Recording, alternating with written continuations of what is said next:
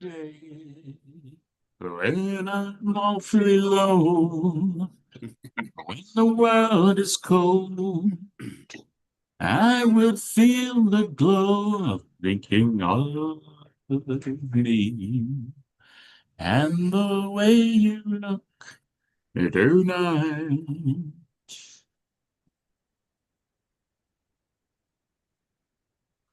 You're lonely with your smile so warm and your cheek is soft. There is nothing on me just to love you and the way you look tonight. We got to get you out to karaoke night, Senator. I take the first prize. You ever want to get jealous? Like, oh, the ringer again? I just. We have everybody.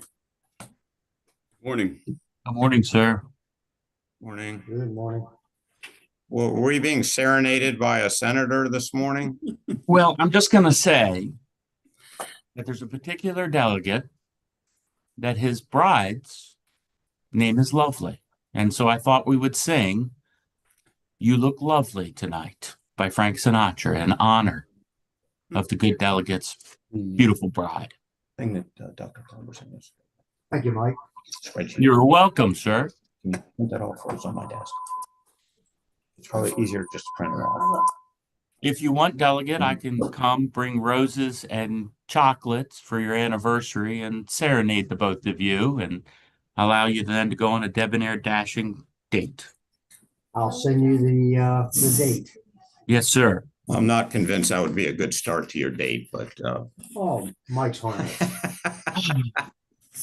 and No I say respect. that, No I respect. say that respectfully, Senator. Okay, I think My rabbi says that.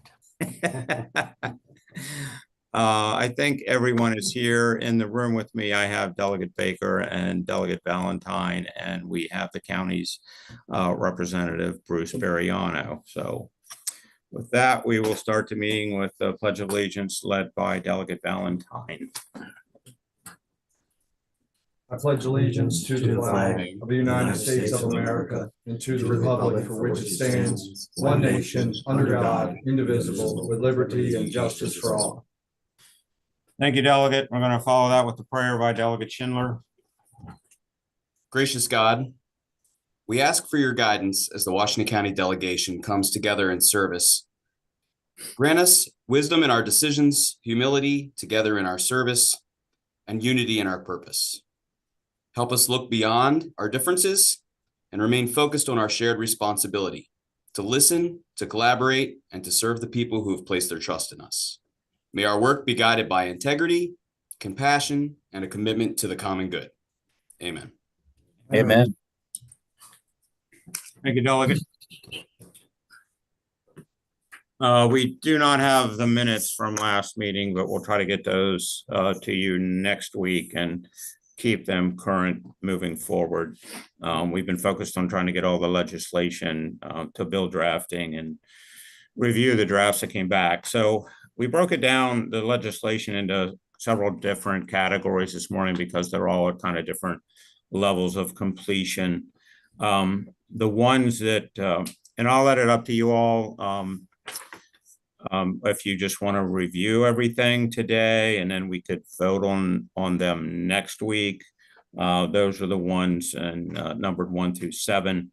The other ones, we don't have drafts back, or we're in the process of submitting them for drafting. So the first, number 1, is the mobile food service facility. So basically what that does is breaks a category down into and defines a mobile food service facility and a semi-permanent food service facility. And it exempts those 2 categories from the requirement to have restroom facilities. So Delegate Baker wants to call this the porta pot bill. So And this is just Washington County. This is just Washington County, yeah. So anyone have any comments on that today? Look it over. If you haven't had a chance to review that, the spills yet, and then get back to us with your comments. But I think this is drafted in the spirit of what we were looking for as far as allowing the outside seating at these various mobile food service facilities. Mr. Chairman, Yes, Senator. quick question. Just wanted to see if it was all right to ask if the county attorneys had an opportunity to look this one over particularly. Make sure there wasn't any issues there as we're moving forward. I don't think there is, but I was just curious if the county had an opportunity to look into it. I can't recall. I know we talked about this at the delegation day, but I can't recall if we actually talked to it with the county folks that day. So I don't know. Is that Yeah, well, I think most of our discussion was with the health department. right? We probably should run the draft by them as well. Yeah. And we'll receive comment. We'll ask them for comments and send them out to you during the week to see if either one of them have any comments. So we'll send it out to the health department, and I haven't heard anything from the county. I don't know if they've had a chance to review it yet either. We haven't had a chance to review it, Delegate. Yeah. Thank you, Senator, and we're happy to as soon as we get a copy, for sure. Okay. Yeah, I think you understand the spirit of it. I know the commissioners were contacted about this over the summer too, as well. So I think you understand the intent. Yeah, I believe so. Yep. Okay. Okay. All right. So any other comments on that one? If not, we'll move on to number 2. This is the Hagerstown Sports Complex and the stadium tax exemption. It, as you know, that bill was passed last year. This makes it retroactive. That's all the bill does, is makes it retroactive. So anyone have any comments, questions about that one? No, sir. Delegate Weibel, that also includes the Hagerstown Fieldhouse, correct? Correct. Thank you. Number 3, that establishes authorizes the circuit court in Washington County to establish a truancy reduction pilot program. I think tags on to what several other counties already do in the state. It simply adds language, adding Washington County. Did you have any input? Any questions? Washington, from WCPS, Yes. the school board. No, so that's a good point. We'll as we talk about with the first one, we'll send this to the Board of Education to see if they have any comments regarding the establishment of this as well. So when you say Board of Education, you mean the elected board? The elected board, yes. And I'm sure they'll have their attorney review it. Yep. All right, that one's fairly straightforward. The platoon 22, as you know, that request came to us during our pre-legislative meeting. They provide veteran housing, and their request was that, and you know, I'm not quite sure why they're not already exempt, but apparently they're being taxed on their real property, that they provide veteran housing. As this was initially requested, I asked it to be specific to the provision of veteran housing, but the language that came back just gives them a blanket exemption based on property owned by platoon 22. Is there any, is the delegation generally okay with the language that's drafted, or do you think it should be specific to veteran housing? Delegate Valentine? I would like it to be more specific to veteran housing, so it's occupied by veterans. Okay. Or something along those lines. Is everyone okay with that amendment, or do we want to? Well, it's a great point. I think you'd have an easier time with the bill if it was so specified, yeah. Everyone in agreement with that, making it more specific to veteran housing? Yes. Absolutely. Yeah, I'm fine with that also. Same as in the past. Just I'm curious with the county of why that. I mean, I remember the guy came in, but do we ever talk to S out of the county, like why it's an issue in the first place? Because I agree with you, Chairman. I understand why it's like this in the first place.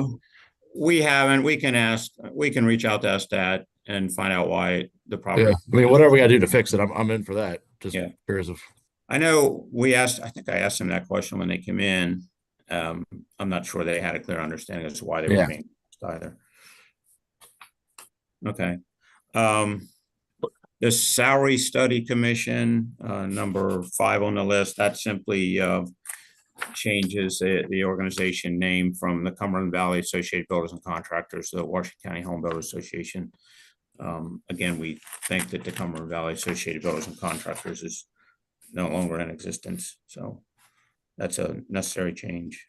Fairly straightforward. Any comments, questions on that, Bill? Okay. Number 6, the tax sale alterations. Again, this was the bill that was passed last year by the House. It's in the same format. It alters the manner in which the treasurer advertises properties that are subject to tax sale. It reduces it from 4 to 2 times, but then also requires posting 4 weeks on the county's website. And then on the back end of that, it also requires an additional notice be sent to the owner of the property, whereas now there's only 1 notice required. This would require 2. That's in the same format as it was last year. Any questions on that, Bill? No, sir. All right. Moving right along, number 7, that again is the same bill as last year. It simply changes the reference for a disabled veteran to the uniform services as defined in code section 101 of the US Code. Any discussion on that?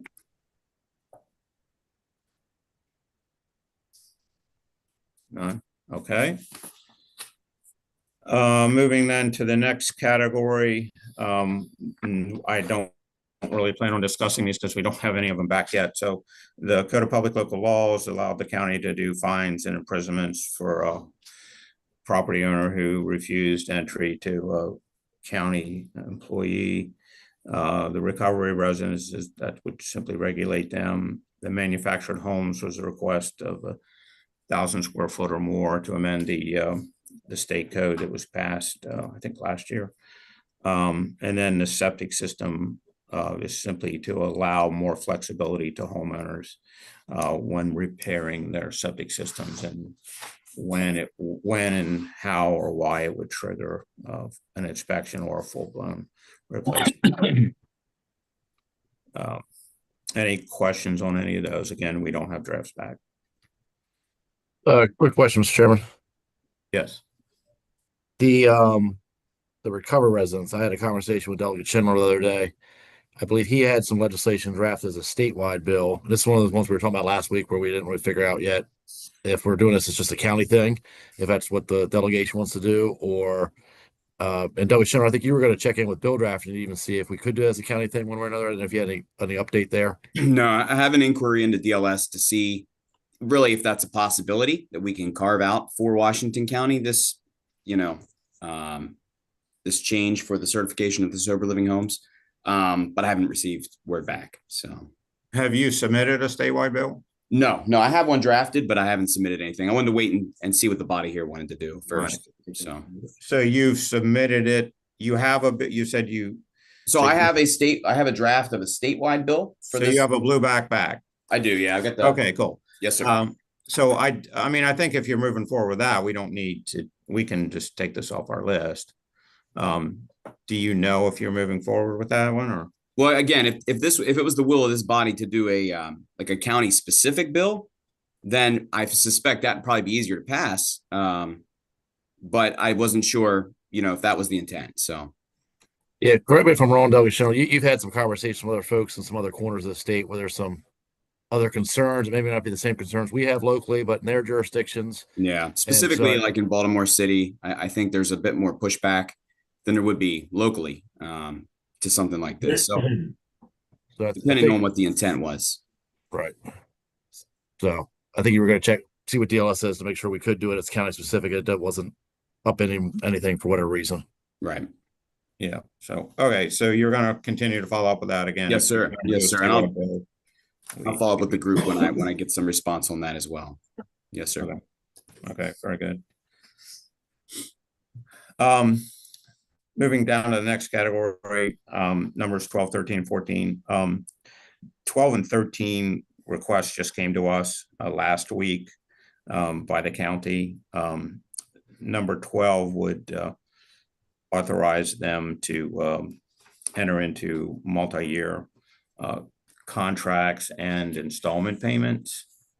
County Attorney, Mr. Kiefer, are you still on? Can you explain to us the need for this bill? It sounds like it's more of a cash flow issue if the county doesn't have the money to pay for it up front, or? That's one of the benefits of this bill is that it would confirm the county's authority to enter into these multi-year contracts. Otherwise, we would be looking at coming out of pocket for these purchases of large pieces of equipment for out at solid waste, highways, for example. There is a general provision in the local government article that does authorize for the acquisition of property, but as you'll see, there are county-specific subsections. Some of the county-specific subsections do have this language in them. Bond counsel has advised that with adding the specific language, it could potentially allow the county to access more favorable interest rates in these installment purchases as well. So again, more so clarifying the county's authority to enter into these things and hopefully take advantage of some better rates, realize some savings there, and then again, help manage cash flow and being able to make these installment payments versus coming out of pocket for a six-figure piece of equipment that highways may need. So that's the justification in theory behind the bill. Would there be specific equipment and or dollar amounts, minimum dollar amounts? So I don't know if there's specific equipment. This is primarily used by our enterprise funds. Highways isn't an enterprise fund, so it probably would be used for solid waste. They recently used it to purchase $1 million piece of equipment. They're able to spread the cash flow over 5 years or more, depending on the terms of the contract, to better match with the actual revenues that are coming in and the expenditure for that equipment. Okay. All right. Any members of the delegation have any further comments on that topic? Seeing none. Number 13 again was a late request. It alters the manner in which the county is required to advertise sole source contracts and basically allows them to not advertise, but rather to use the website or both. It's an or provision in there, not. The request was for or, not both. Any comments on that? Yes, sir. All right, seeing none. Number 14, the treasurer. This is the same request that we had last year. It failed last year for lack of a majority. Is there any will or indication from the delegation members to move this forward this year?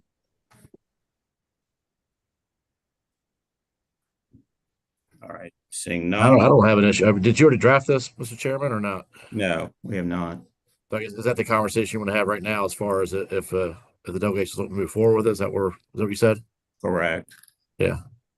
I don't have an issue with it. I mean, my understanding, it seemed like everybody was on board with it at our delegation meeting from the county's perspective and the treasurer's perspective, but yeah, I'd be interested in the rest of the delegation's thoughts, but I'm fine to move forward with it.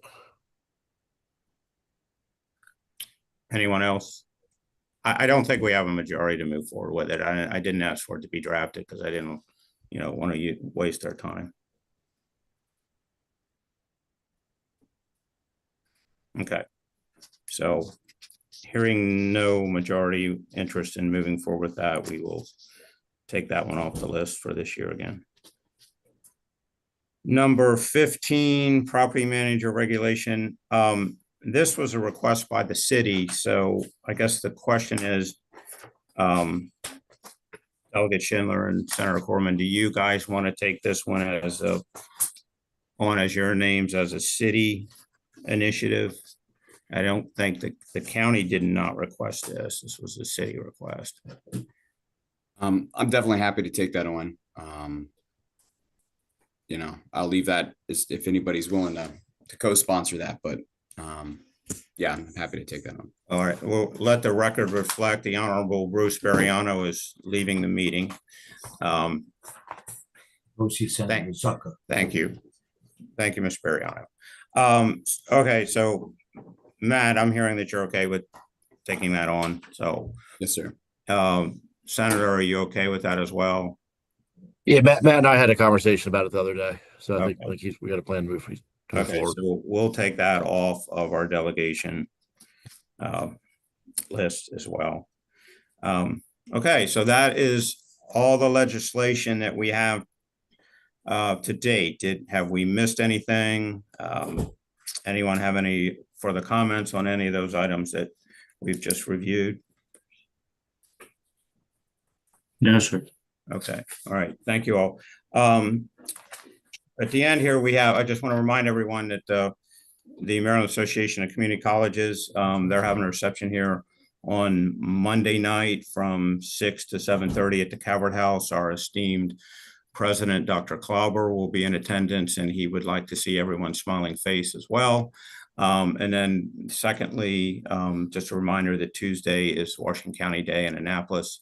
I know a lot of planning has gone into that as well. So, and we all have various activities and commitments for that day as well, but it's always a good event, and 4:30 to 6:30 it caps off also at the Calvert House. I had conversation yesterday with Dr. Klauber very briefly as a result of the budget being released, and I want to give him some time on the agenda right now to talk about the Hagerstown Community College. When you look at the CADE funding formula, Hagerstown Community College appears to be the only college in the entire state that's proposed for a $547,000 reduction, where everyone else is predicted to see increases. So, Dr. Klauber, I'll give you the floor if you could enlighten us as to the conditions at Hagerstown Community College as far as the budget. Thank you. Thank you, Mr. Chairman. This took me by surprise, but after work and talking a little bit with Brad Phillips, I figured it out, but it makes me no less happy. As you know, we embraced the blueprint, and we grew from 3,600 students to 5,400 students in 1 year. Phenomenal success with WCPS and our partnership.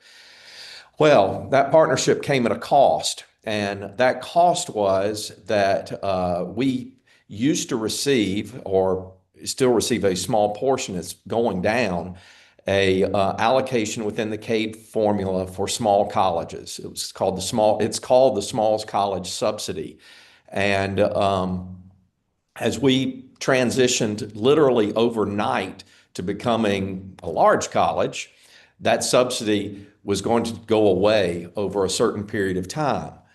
Well, we understand that. We had a cut last year, but last year CADE was fully funded at its rate, so we absorbed that cut and still had a net increase. Well, this year, the CADE formula comes out, and I think the formula was allocated for a 7.1% increase across the board for all the colleges.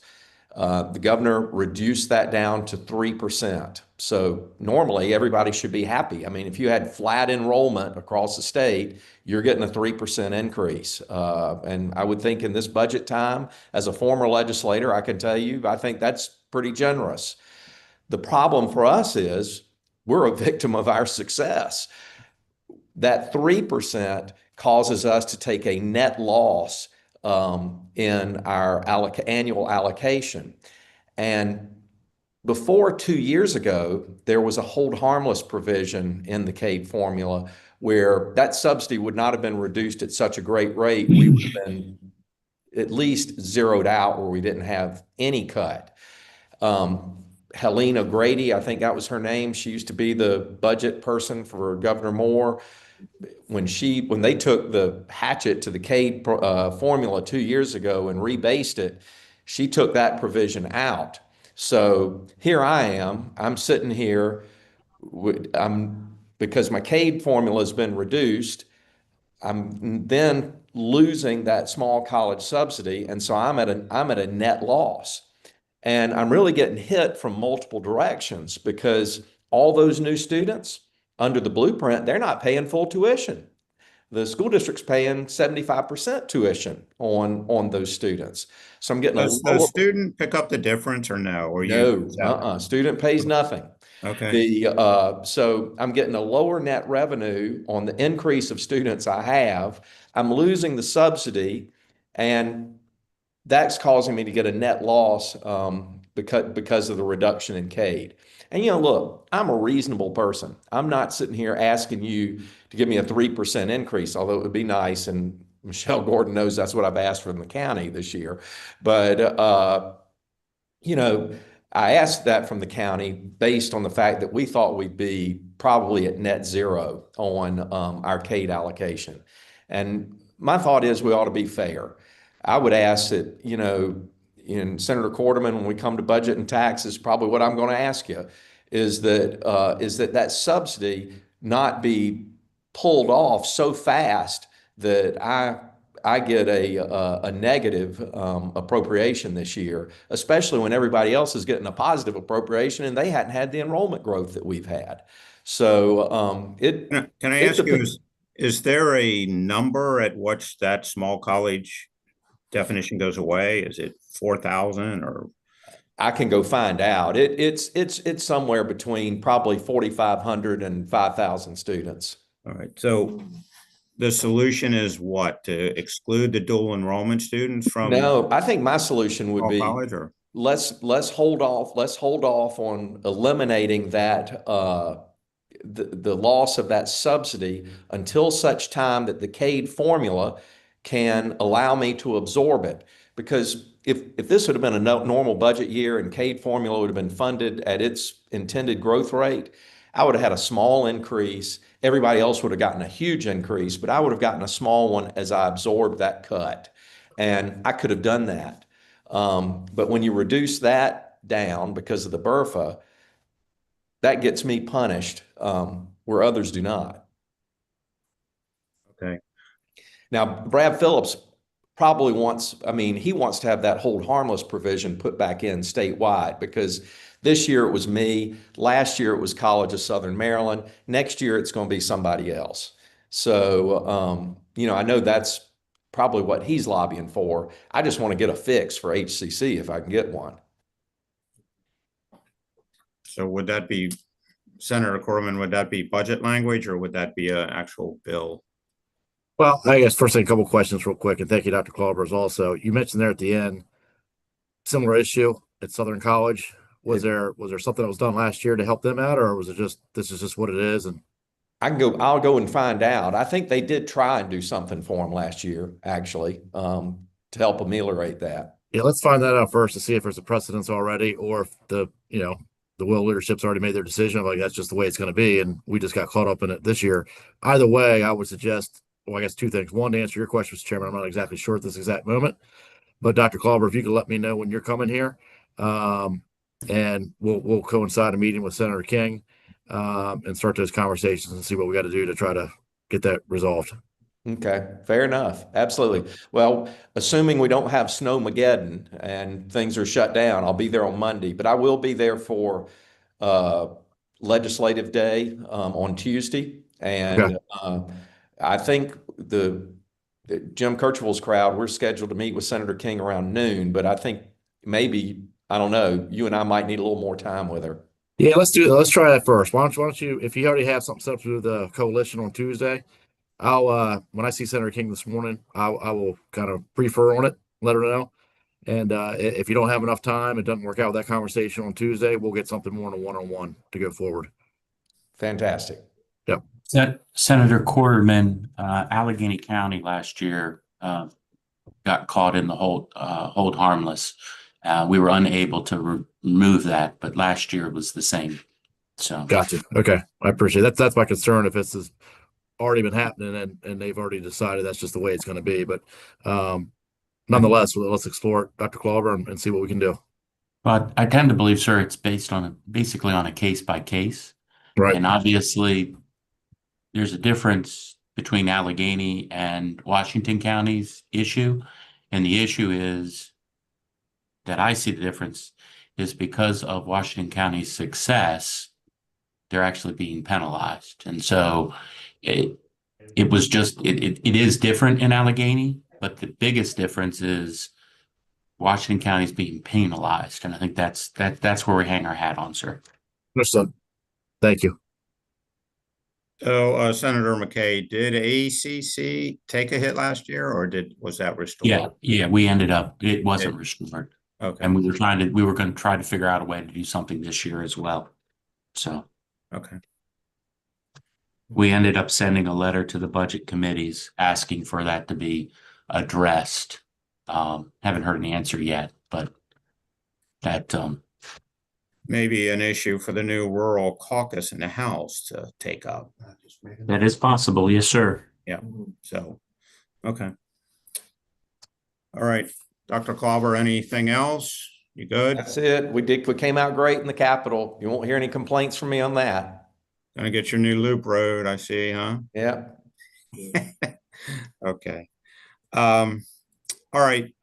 With that, we do set aside time for public comment. We have Jim Kercheval who would like to, who was already asked ahead of time to have a little bit of time to speak. So, Mr. Kercheval, if you're on, you have the floor. Thank you, Bill. Thank Chair. I appreciate everybody's work getting us up to this point and all the work you're doing now. As you know, we're coming down next week. We are a little worried about the snow. We're tracking that. However, our goal at this point is to go as planned. The snow is over the weekend. We're hoping they could get things cleared out enough to make things functional Monday. Leadership, Washington County brings a bus down. So, unless the bus company says they can't make the travel, we'll have at least 50 people there from that as well as others. So because it's so hard to find the date, we're doing everything as planned. Dan Spedden, myself, Paul Fry will be there later today. We're coming in around 11 to hand out the invitation boxes to all the legislators. Appreciates everybody's help tracking the logistics on that. And then, we're set up for Tuesday. You guys should have gotten the links to our legislator booklet. We'll be dropping that off as well. And we're setting up speakers for next week. Right now, that's still fluid as it's kind of hard to pin people down until closer to Tuesday because of the ever-changing schedules that you guys have with your committees and hearings and things like that. But we do have some good people lined up. Our first speaker is Senate President Ferguson at 12:55 on Tuesday. We're over at the House Building, room 180. We're also working on others such as Senator Hershey's going to be there, Dylan Goldberg, Jeremy Baker from the governor's office, Delegate Pippi, Courtney Watson. They're all confirmed to come down, Comptroller Learman as well. And we're also working with the speaker to try to see if we could get a time with her. Right now, we haven't been able to pin that down yet. Of course, with her challenge of being new to that position. And then we're working with some of the governor's chairs or the committee chairs, try to get them in. So that's our large group, but it looks like we have a fairly good day planned. On the side, we have a couple small group meetings, like mentioned. Delegate Mark Edelson, we're talking to him about transportation issues, might be his chief of staff there. Senator King has confirmed, and Senator Zucker. We got a meeting with him on Wednesday morning to talk about capital budget items. So we're working through that. Mainly, I just wanted to reach out. You guys could talk to me. I'll be down there all day today if you need to. I'm happy to stop by the offices. If you have any questions on any of the agenda items and in the book, let us know. I mean, I think one of the more complicated ones, of course, is that transportation priority formula that MDOT's putting together. We've still been going back and forth with the MDOT staff. They've kind of talked to us about some of their draft formulas. We were hoping to get a little improvement on 81 with some changes that they made. Scott Hobbs, Andrew Eshelman, and I met with them about 2-3 weeks ago. They did give us certain credits for, a new lane and how that would work, but still, it only raised our safety grade a small amount, and ID1 still ranked, out of 40 couple projects. I think it moved us up from like 37th to like 35th, 34th. So it's, the formula is just flawed. There's a lot of reasons for that. But it's their formula is still work in progress. So that's going to be a challenge, but I would just ask the delegation to follow that one closely, because that's one of those battles. If you lose it every year. Every time we try to do a rural highway project, it's going to really struggle to compete the way the current formula is proposed. But again, they may be adjusting that as they go. But I think we need to bring it to their, everyone's attention. Just it's more complicated. The details behind the scenes and the details behind how those numbers are created for those scores is more complicated than, on the surface, where it looks like, we're giving a lot of points to safety, so safety's covered. Well, that depends on what studies they use and how much points you get based on the studies. They have a part for environment, but we are not in a non-attainment zone because of our air quality, and where we're registered is not a non-attainment zone like Baltimore, DC. So we can't qualify for any points under that score because it's not in a bad area. But our projects still have the same pollution impact as another project, but the exact same project in Washington County would get 0 there, where that same project in Central Maryland, which is a non-attainment zone, could get 7-8 points on that. So things like that are a challenge, and I just ask you guys to follow that one. I think that's going to be under everybody's radar, but it's going to probably have some lasting impact at really lifting up transit over rural highways. I think the Rural Caucus needs to look at that closely as well. So, but anyway, I'm around for questions. I'll do my best to answer. And we'll be down there, today. So if you want to try to touch base with me, please reach out, and we should be done, a lot of our logistical work for today by around 2:00 this afternoon.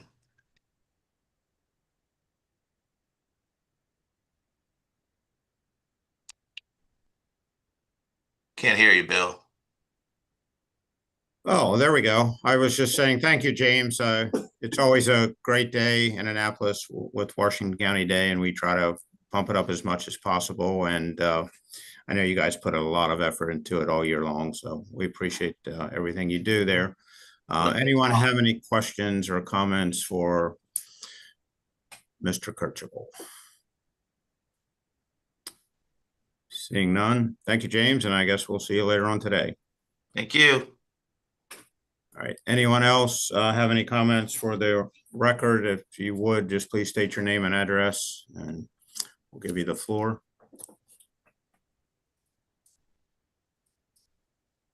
Seeing none, is there a motion for adjournment? So moved. Motion by Senator McKay. Thank you all.